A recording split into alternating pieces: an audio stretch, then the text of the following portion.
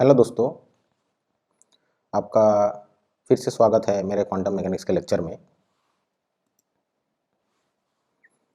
तो इससे पहले लेक्चर में मैंने क्वांटम मैकेनिक्स के की फीचर्स के बारे में बताया था और फर्स्ट लेक्चर में मैंने one of the key features जो कि लीनियरिटी उसके बारे में मैंने डिस्कस किया था।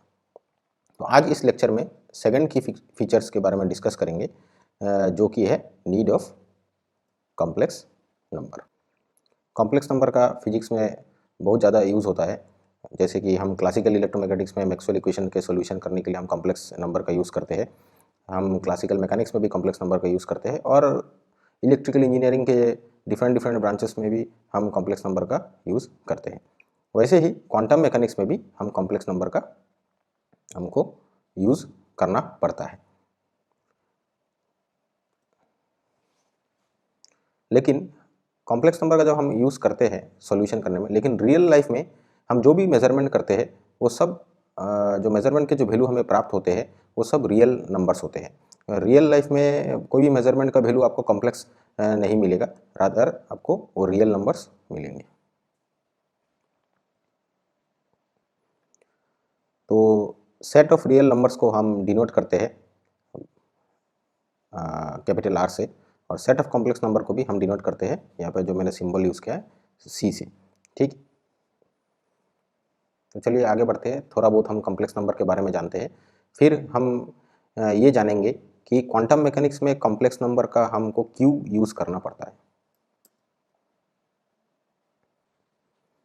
सपोज आपने एक क्वाड्रेटिक इक्वेशन यहाँ पे चूज़ किया है, a z square plus b z plus c equal to 0, और यहाँ पे जो z a is my unknown variable.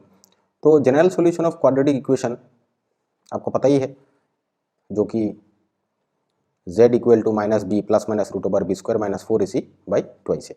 तो ये जो स्क्वायर रूट के अंदर जो B square minus 4ac term है, इसे हम कहते हैं डिस्क्रिमिनेंट। तो यहाँ पे मैंने डिस्क्रिमिनेंट को स्मॉल लेटर डी से डिनोट किया है।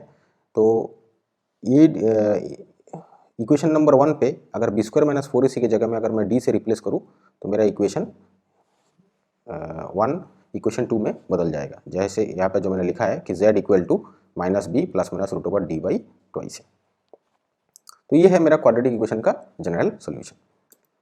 लेकिन अगर आपका डिस्क्रिमिनेंट सपोज नेगेटिव हो, जरूरत नहीं कि डिस्क्रिमिनेंट हमेशा आपका पॉजिटिव वैल्यू हो, कुछ कुछ क्वाड्रेटिक फंक्शंस के लिए आपका डिस्क्रिमिनेंट नेगेटिव भी हो सकता है। तो अगर डिस्क्रिमिनेंट नेगेटिव हो तो उस केस में हम क्वाड्रेटिक इक्वेशन के जनरल सॉल्यूशन में हमको क्या बदलाव मिलेंगे। तो हम देख सकते हैं कि जैसे मैंने जनरल सॉल्यूशन लिखा है कि z equal to minus b plus minus root over d by twice है। तो अगर d का वैल्यू लेस देन 0 है या नेगेटिव है तो हम क्या लिखेंगे, root over d is equal to root over negative number. But हमको एक चीज़ पता है कि स्क्वायर रूट के अंदर हम कभी नेगेटिव नंबर यूज़ नहीं कर सकते। That means only non negative numbers has real square roots. तो यहाँ पे अगर मैं सपोज कि स्क्वायर रूट ऑफ डी, तो यहाँ पे मेरा डी लेस देन 0 है जो कि नेगेटिव नंबर है, फिर भी मैं स्क्वायर रूट ऑफ डी को अगर मैं एक रियल नंबर सोचूं तो क्या होगा। तो देखिए, अगर a is equal to root over d is a real number, then अगर मैं a का स्क्वायर करूं तो मुझे क्या मिलेगा, the square of a will be A negative number. तो ऐसा कोई भी रियल नंबर नहीं है जिसका स्क्वायर नेगेटिव होगा।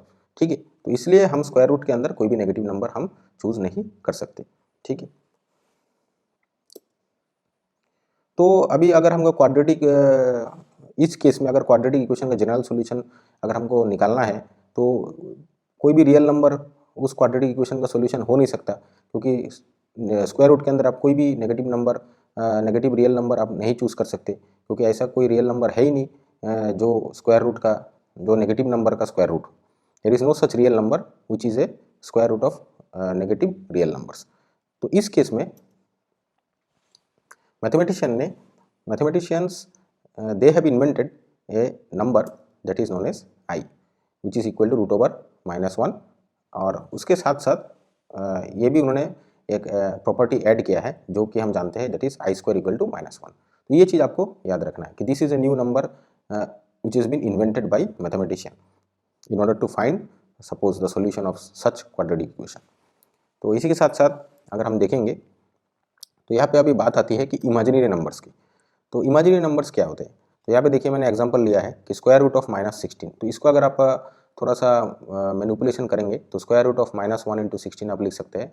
उसी के साथ साथ इक्वल टू आप लिख सकते हैं रूट ओवर -1 को जस्ट इसके अबव लाइन पे आप देखिए वहाँ पे मैंने लिखा है कि आई स्क्वायर इज इक्वल टू -1। तो इंस्टेड ऑफ -1 आप आई स्क्वायर यहाँ पे बिठा सकते हैं and then you can take the square root and ultimately you will get 4 into i. ठीक है, तो सिमिलरली एक और एग्जांपल मैंने दिया है यहाँ पे square root of -3 you can simply write i root over 3 and again अगर आप आई का क्यूब करेंगे तो again it will become -i। तो दीज नंबर्स यहाँ पे square root of -16, square root of -3 and i cube, these are known as imaginary numbers. तो चलिए अभी रियल नंबर्स देखते हैं। यहाँ पे देखिए आई स्क्वायर इक्वल टू -1, फिर मैंने एक और एग्जांपल लिया है कि square root of -2 multiplied by square root of -8। इसको भी आप मैनिपुलेट कर सकते हैं जैसे कि i root 2 multiplied by i root 8 equal to i square root over 16 and it is equal to -4। And another example मैंने यहाँ पे चूज किया है कि i to the power 4 multiplied by n, यहाँ पे एन आपका नेचुरल नंबर है, that is equal to that is also equal to 1। लेकिन अब अभी अगर दोनों को कंपेयर करेंगे imaginary numbers and real number में तो आपको क्या डिफरेंस मिल रहा है? आप देखेंगे कि रियल नंबर में जितने भी आप नंबर चूज कर रहे हैं उस इन नंबरों के साथ कहीं भी आपका आई जो हमने जो मैथमेटिशियन ने इन्वेंट किया है वो मल्टीप्लाइड नहीं है। लेकिन इमेजिनरी नंबर्स में देखिए कि जैसे 4 के साथ आई मल्टीप्लाइड है, इवन आई क्यूब का भी आंसर आपको -i मिल रहा है। तो -i को आप सोच सकते हैं -1 इंटू आई ऐसा करके, ठीक है। और स्क्वायर रूट ऑफ 3 के साथ भी आई मल्टीप्लाइड है। तो जिन नंबरों के साथ आई मल्टीप्लाइड रहता है तो उनको हम पूरा ही एक साथ इमेजिनरी नंबर कहते हैं, और रियल नंबर्स के साथ कहीं भी आई मल्टीप्लाइड नहीं रहेगा। तो कभी कभी हमको रियल एंड इमेजिनरी नंबर्स के कॉम्बिनेशन की भी जरूरत पड़ती है सॉल्यूशन क्वाड्रेटिक इक्वेशन के सॉल्यूशन निकालने के लिए। तो यहाँ पे जैसे देखिए मैंने इक्वेशन 1 को फिर से लिखा है यहाँ पे कि आपको सुविधा हो। तो मैं एक एग्जांपल चूज करता हूँ जिससे आपको हेल्प होगा। तो जैसे यहाँ पे एग्जांपल में क्वेश्चन ये है कि find the solution of z² - 2z + 2 = 0। तो इसका सॉल्यूशन आप क्वाड्रेटिक इक्वेशन का जो सॉल्यूशन जनरल सॉल्यूशन जैसे निकालते हैं, जो कि यहाँ पे मेरे देखिए इक्वेशन 1 जो यहाँ पे लिखा है उसी का हम यूज़ करेंगे। तो यहाँ पे जब हम सॉल्यूशन निकालेंगे तो अल्टीमेटली आप आंसर देखिए 1 ± i। तो यहाँ पे देखिए ये जो 1 पार्ट है ये मेरा रियल नंबर है, और i जो पार्ट है इसके साथ आप सोच सकते हैं कि i के साथ 1 मल्टीप्लाइड है। तो ये प्लस माइनस के बाद जो सेकंड टर्म जो है इसको हम इमेजिनरी नंबर कहते हैं। तो कोई भी कॉम्प्लेक्स नंबर को हम ऐसे डिनोट कर सकते हैं कि z = x + i/y। Here x को हम real part of complex number कहते हैं जिसको हम डिनोट करते हैं रियल ऑफ z, और y हमारा इमेजिनरी पार्ट है जो कि कोफिशिएंट ऑफ i है, उसको हम डिनोट करते हैं इमेजिनरी ऑफ z। तो एग्जांपल में अगर हम ले जैसे z = 5 + i4, तो यहाँ पे रियल पार्ट क्या हो गया 5 एंड इमेजिनरी पार्ट क्या हो गया 4। तो ये ध्यान देने की बात ये है कि इमेजिनरी पार्ट जो होगा वो हमेशा i का कोफिशिएंट होगा, ठीक है। तो कॉम्प्लेक्स नंबर जनरली दो रियल नंबर का यूज़ कॉम्प्लेक्स नंबर में होता है, यहाँ पे x एंड y। तो अगर कॉम्प्लेक्स नंबर को हम दो रियल नंबर से डिनोट करते हैं तो हम ऐसे भी सोच सकते हैं कि कॉम्प्लेक्स नंबर को हम क्यों नहीं ऑर्डर्ड पेयर के हिसाब में भी हम डिनोट कर सकते हैं। जैसे यहाँ पे देखिए x, y, where real part को हम ऑर्डर्ड पेयर में फर्स्ट पहले लिखेंगे और इमेजिनरी पार्ट को हम बाद में लिखेंगे। तो जब हम कॉम्प्लेक्स नंबर को ऑर्डर्ड पेयर में हम डिनोट करते हैं तो आपके दिमाग में एक आइडिया यहाँ ये जो ऑर्डर्ड पेयर देख के आ रहा होगा कि हम कॉम्प्लेक्स नंबर को कोऑर्डिनेट के हिसाब में भी ट्रीट कर सकते हैं। जैसे कि अगर हमारे पास 2 डायमेंशनल अगर प्लेन है तो 2 डायमेंशनल प्लेन में हम कोई भी पॉइंट को कॉम्प्लेक्स नंबर से रिप्रेजेंट कर सकते हैं, या कॉम्प्लेक्स नंबर को हम कोई भी पॉइंट के रेस्पेक्ट में हम रिप्रेजेंट कर सकते हैं। जैसे कि आप देख ही रहे कि z को मैंने यहाँ पे 5 + i4 लिखा है जो कि x + iy फॉर्मेट है। तो z को हम x + iy फॉर्मेट के हिसाब में भी लिख सकते हैं, और या हम z को हम ऑर्डर्ड पेयर के तरह भी लिख सकते हैं। जो कि 5,4। ठीक, तो जैसे कि मैंने बताया कि अगर हम कॉम्प्लेक्स नंबर को ऑर्डर्ड पेयर के रेस्पेक्ट में लिख सकते हैं या रिप्रेजेंट कर सकते हैं, तो हम 2 डायमेंशनल प्लेन में भी उसको रिप्रेजेंट कर सकते हैं। तो यहाँ पे आप देखिए, जैसे यहाँ पे मैंने एक्स एंड वाई एक्सिस लिया है, तो एक्स मेरा रियल पार्ट हो गया और वाई मेरा इमेजिनरी पार्ट हो गया। तो यहाँ पे देखिए 5,4 को मैं कोऑर्डिनेट के तरह मैं रिप्रेजेंट कर सकता हूँ। तो ऐसे जब रिप्रेजेंटेशन हम करते हैं तो इसे हम कहते हैं रेक्टेंगुलर फॉर्म। ठीक है, और जब हम 2 डायमेंशनल प्लेन में कॉम्प्लेक्स नंबर को रिप्रेजेंट करते हैं तो उस प्लेन को हम कहते हैं आर्गन प्लेन। ये मेरा रेक्टेंगुलर फॉर्म हो गया कॉम्प्लेक्स नंबर का, एक्स प्लस आई वाई। तो आपको एनालिटिकल ज्योमेट्री से ये भी आपको आइडिया है कि 2 डायमेंशनल प्लेन में अगर कोई भी पॉइंट को हम रेक्टेंगुलर फॉर्म में रिप्रेजेंट करें तो उसी पॉइंट को भी हम पोलर कोऑर्डिनेट में भी हम रिप्रेजेंट कर सकते हैं, जो कि हमारा आर थीटा फॉर्मेट है।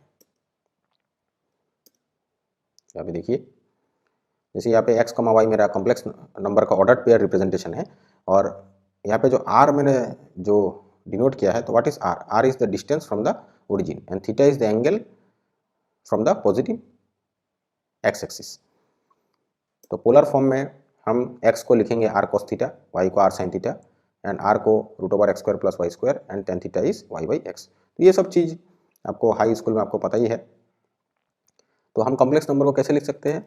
हम जनरली लिखते हैं z equal to x plus i y. तो इंस्टेड ऑफ x आप लिख लीजिए आर कॉस थीटा, और y के जगह में आप आर साइन थीटा बिठा दीजिए, एंड देन आप r को कॉमन लीजिए, तो ब्रैकेट में क्या रह जाएगा? कॉस थीटा प्लस आई साइन थीटा। तो ये जो कॉस थीटा प्लस आई साइन थीटा है, इसको हम स्पेशली e⁻i थीटा के रेस्पेक्ट में हम लिख सकते हैं। तो ये इसके प्रूफ के बारे में मैं बात नहीं करूँगा, इसका प्रूफ आपको हर एक बुक में आपको मिल जाएगा। ठीक है, तो इसका प्रूफ करने के लिए आपको थोड़ा सा हार्डवर्क करना ही पड़ेगा, लेकिन ये आप इसको एक फॉर्मूला की तरह आप इसको याद रख सकते हैं। Now, for any complex number z equal to x plus iy,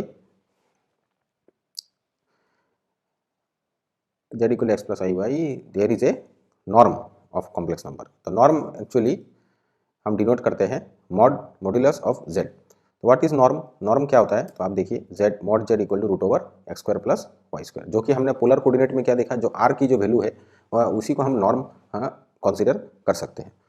तो ये जो नॉर्म है, नॉर्म का एक खास बात है कि कॉम्प्लेक्स नंबर तो 2 रियल नंबर से बना होता है, और कॉम्प्लेक्स नंबर का रियल वर्ल्ड में मतलब कोई एग्जिस्टेंस नहीं होता है।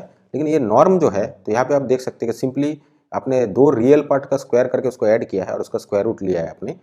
तो नॉर्म आपका एक्चुअली एक पॉजिटिव रियल नंबर है, जिसका यूज़ हम रियल लाइफ में हम कर सकते हैं, क्योंकि norm is a real number which is associated with A complex number. तो अभी हम बात करते हैं कॉम्प्लेक्स कॉन्जुगेट की। तो कॉम्प्लेक्स कॉन्जुगेट क्या होता है? कोई भी कॉम्प्लेक्स नंबर का आप कॉम्प्लेक्स कॉन्जुगेट को हम डिनोट करते हैं z स्टार या z बार से, और that is equal to x minus i y. अगर हम इसको ग्राफिकली देखना चाहें तो हम यहाँ पे देख सकते हैं। तो आप देखिए, यहाँ पे मैंने ऊपर लिखा है z equal to x y, जो कि मेरा कॉम्प्लेक्स नंबर है, जिसको हमने ग्राफिकली यहाँ पे रिप्रेजेंट किया है आर्गन प्लेन में। और नीचे में देखिए, जो रेड कलर बॉक्स में मैंने जो लिखा है कॉम्प्लेक्स कॉन्जुगेट ऑफ z, वहाँ पे देखिए हमने z स्टार को आर्गन प्लेन में हमने रिप्रेजेंट किया है। तो z स्टार ऐसा क्यों है? तो आप सिंपली यहाँ पे देख ही सकते हैं, क्योंकि z का जो रियल पार्ट है दैट इज x, और z बार का जो रियल पार्ट है x, दोनों सेम है। बट इमेजिनरी पार्ट में आप देखिए z का y है प्लस y, एंड z बार का imaginary part is minus y।